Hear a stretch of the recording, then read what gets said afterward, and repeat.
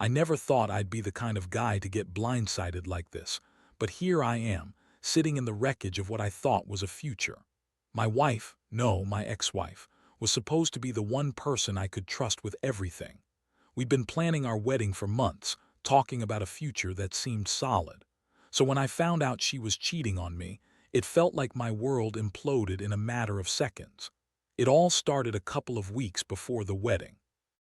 I was at her place packing a box of her stuff because she'd told me she was going away for a conference. She left early that morning, suitcase in hand, her lips pressed into a tight, nervous line. I didn't question it at the time. She'd been stressed from all the wedding planning. It was just a work trip, she said, but something didn't sit right. Later that night, I was bored, restless.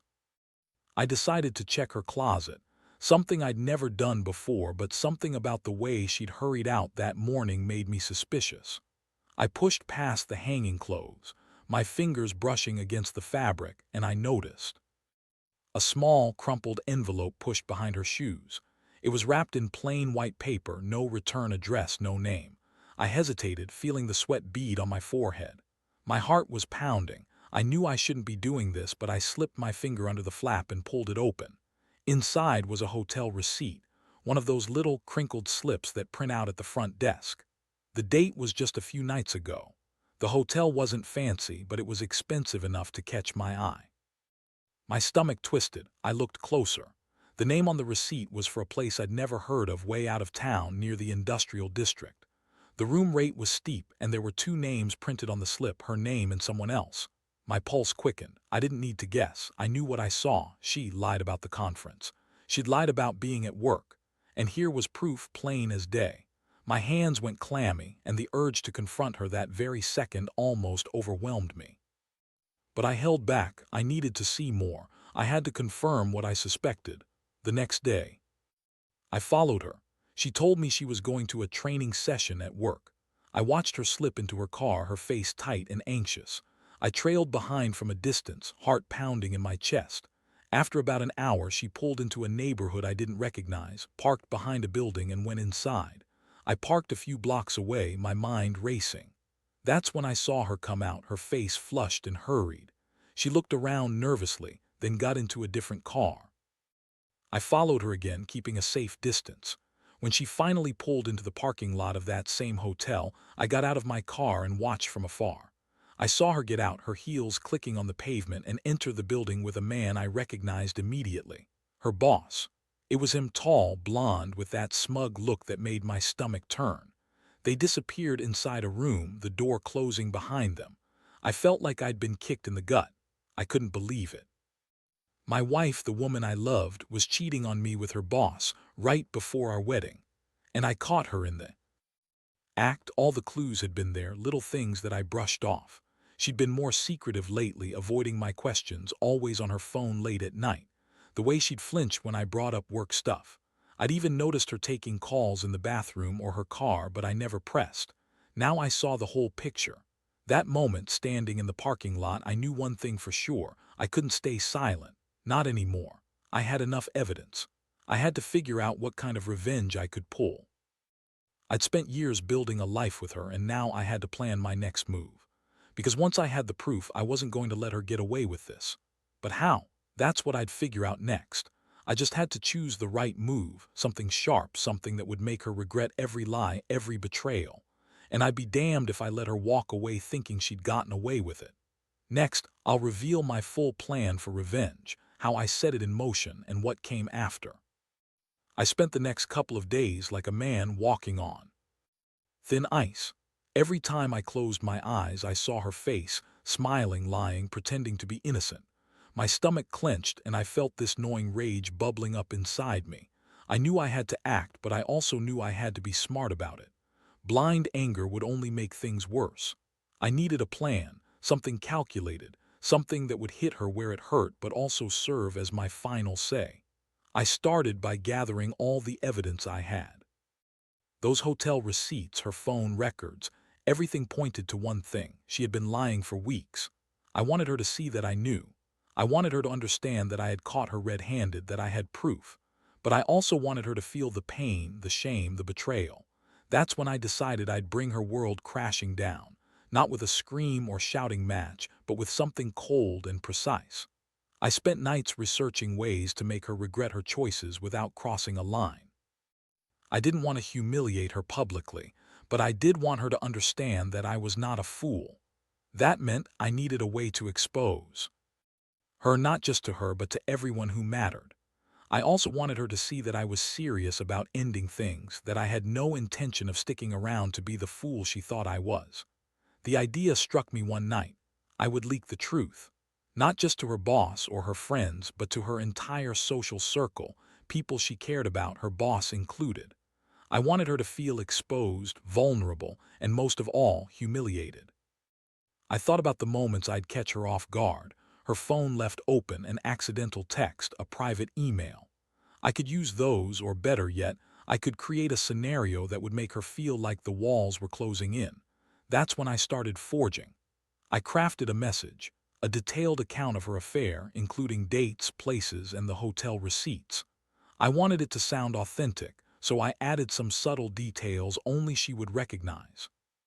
I set it up so that once I sent it out, there would be no turning back. Everyone would know, her colleagues, her friends, her family, everyone. I also made sure I had the backup plan. I took screenshots of her online activity, her emails, her social media messages with the boss.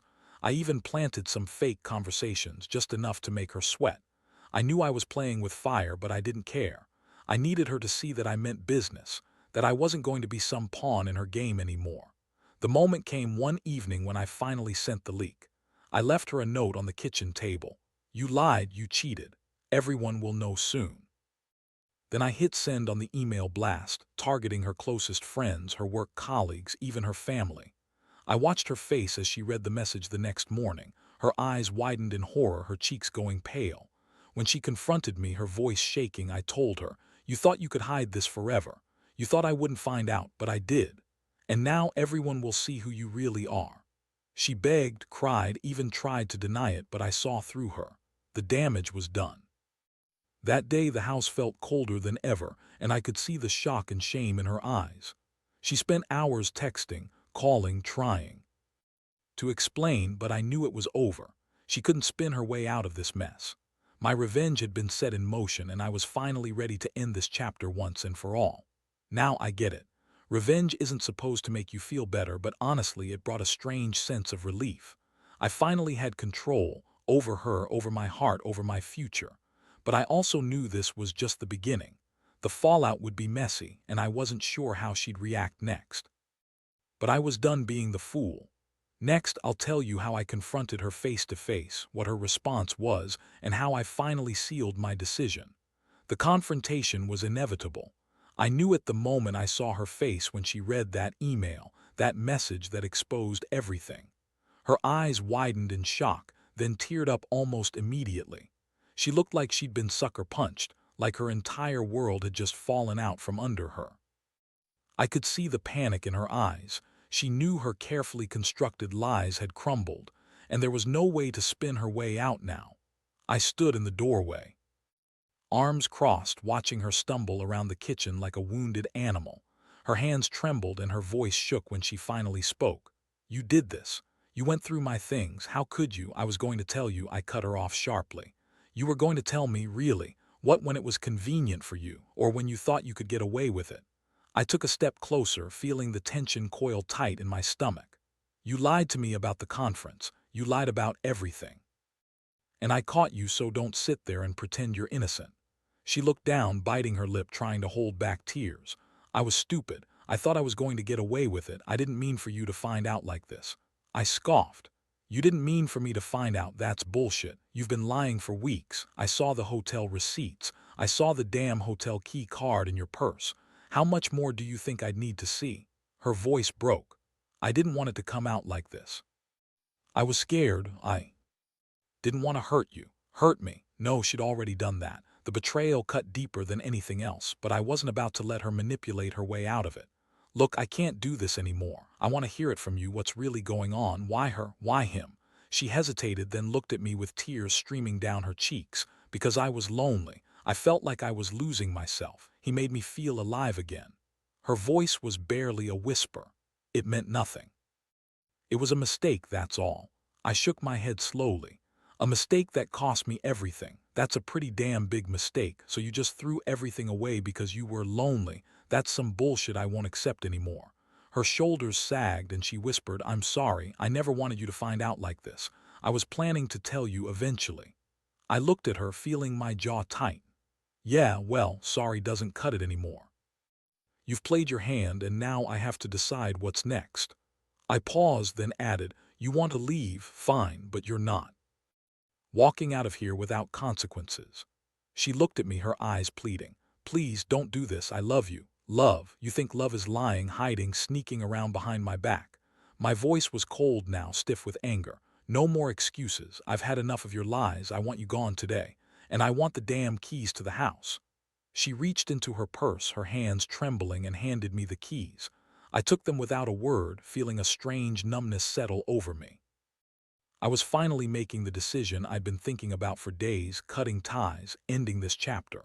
As she left the house, I made sure to watch her go, feeling both relief and a strange emptiness. It was over. The betrayal, the lies, the false promises, done. I knew I'd have to pick up the pieces, but for now I felt a strange sense of closure. The house was silent and I was finally free. The next step wasn't easy, but it had to be done. Moving on meant I had to let go completely. I needed to burn every last shred of her hold on my life. And that's what I was going to do next: cut the cord, erase her from my mind, and rebuild from scratch. I'll tell you about what I did afterward, how I handled the fallout, and what I learned from all this. But one thing, for sure, I refused to be the one left holding the broken pieces anymore. The moment she walked out the door, I felt like I could finally breathe again, sort of. The house was eerily quiet, the kind of silence that presses down on you like a weight. My hands were still trembling from everything: anger, relief, exhaustion, all tangled together. I sat down on the couch, trying to process what just happened. It was like waking up from a nightmare I'd been living in for months. But the truth was, this wasn't just about her cheating. It was about everything: the lies, the betrayal, how I let her get away with so much for so long. I had to face the reality that I'd been blind, hoping she was different from all those other women who'd cheated or walked away. Turns out she was just another one, hiding behind a smile and pretending everything was fine. I poured myself a glass of whiskey. Even though I hardly ever drank, I needed that burn, that sharp sting to remind me I was still alive. As I looked around, I saw the little things she left behind: her hairbrush on the counter, a scarf draped over the chair, a pair of earrings I'd never seen before. All symbols of a life I thought was solid, now just reminders of how badly I'd been played. I knew I had to act fast, before she got the chance to spin her lies or manipulate the situation further. My mind churned with plans. I'd already leaked everything: her affair, the hotel receipts, her hiding spots. But what next? I had to make sure she knew I wasn't going to take this lying down. I wanted her to feel the consequences of her betrayal, not just for me, but for everyone she cared about. That's when I decided I'd get ahead of her.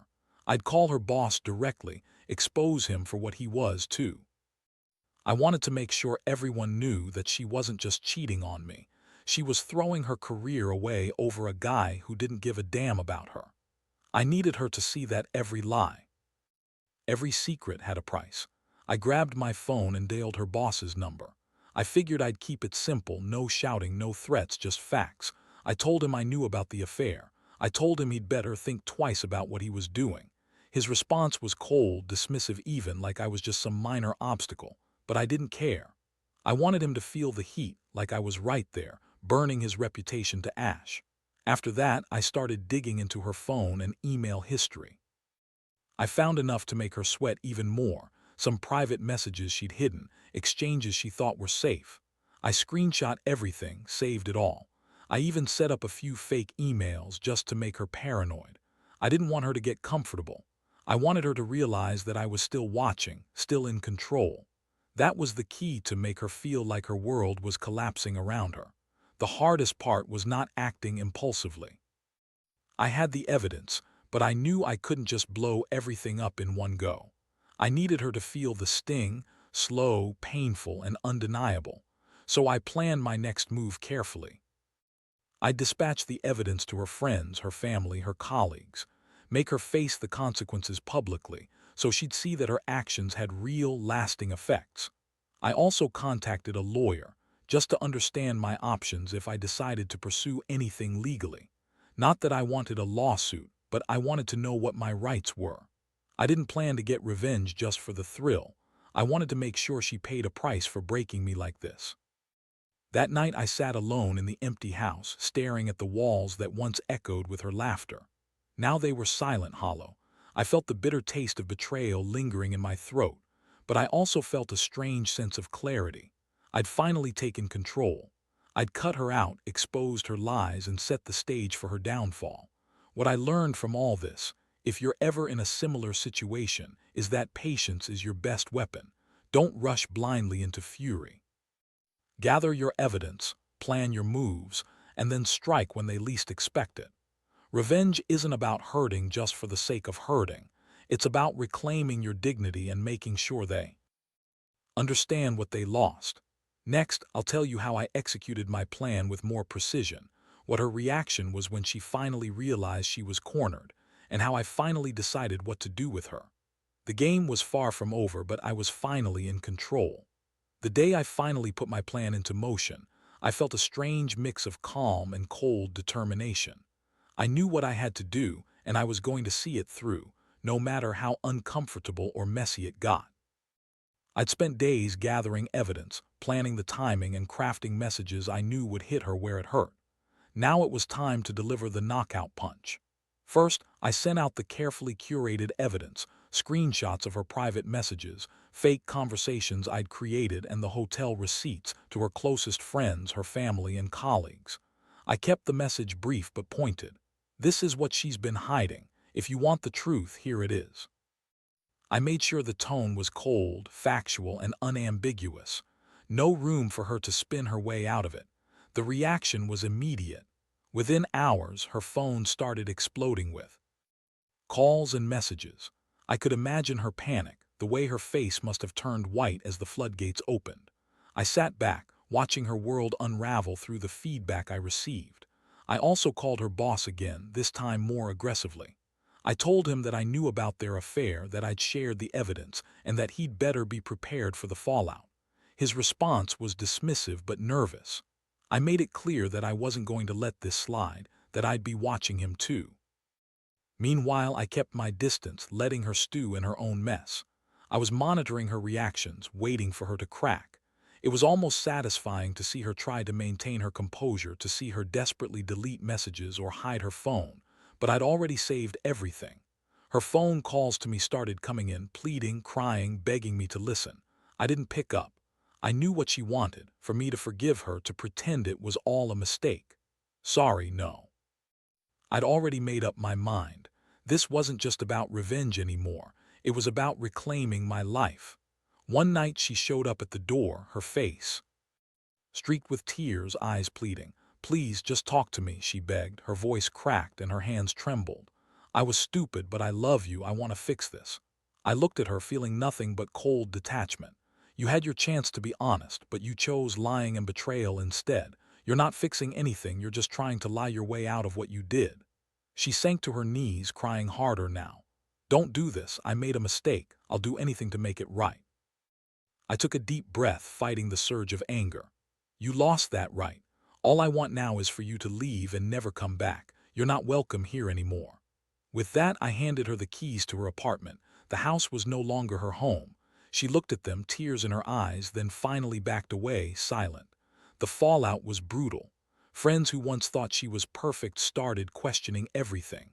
Her reputation was slipping away, and her career was on the line. I heard she was trying to spin her side, but the evidence I leaked was undeniable. No amount of lies could cover that up.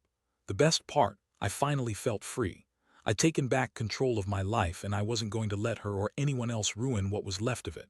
I knew it wouldn't be easy, but I also knew I'd come out of this stronger. Next, I'll reflect on what all this taught me about trust, betrayal, and moving forward. It's not about revenge alone. It's about reclaiming my peace and integrity. And that's exactly what I plan to do, starting now. In the aftermath of everything, I've had a lot of time to think about what it all means, trust, betrayal, and how fragile the whole thing really was. Looking back, I realize how much I let myself ignore the small signs. The secretive phone calls, the nervous glances, her sudden need for privacy, all things I brushed off, hoping for the best.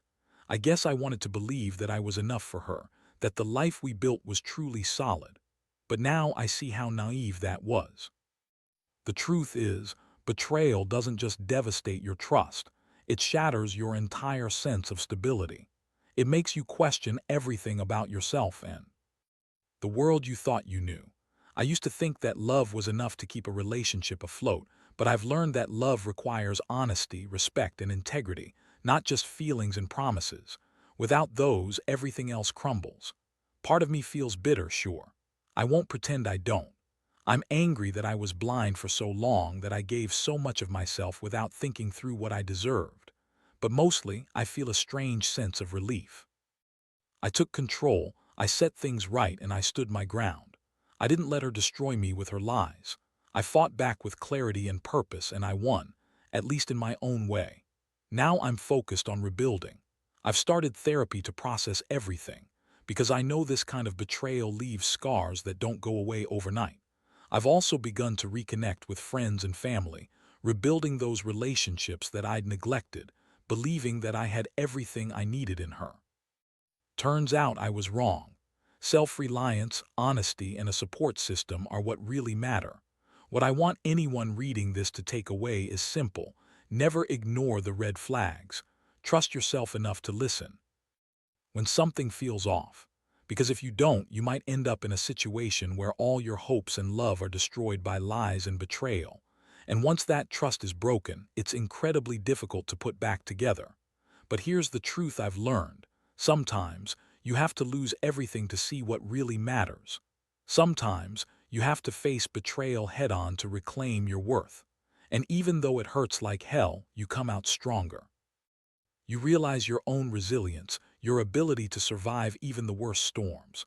Finally, I want to say that revenge isn't about revenge anymore. It's about closure, about making sure you're standing tall, knowing you did what was right for you. I handed over the keys, I cut ties, and I let myself move forward. No more secrets, no more lies, just honesty and self-respect. Life's not perfect, and I know I'll carry this pain for a while. But I also know that I'm better off without her, and that I'll find happiness again, on my own terms. That's the real victory, that I refused to be a victim of her betrayal. I took my power back, and that's something no one can ever take away from me. And to anyone going through something similar, trust your instincts, stand your ground, and never let anyone make you feel less than you are. Because in the end, your worth is not determined by someone else's actions, but by how you choose to respond. And I choose to rebuild, stronger than I ever was before.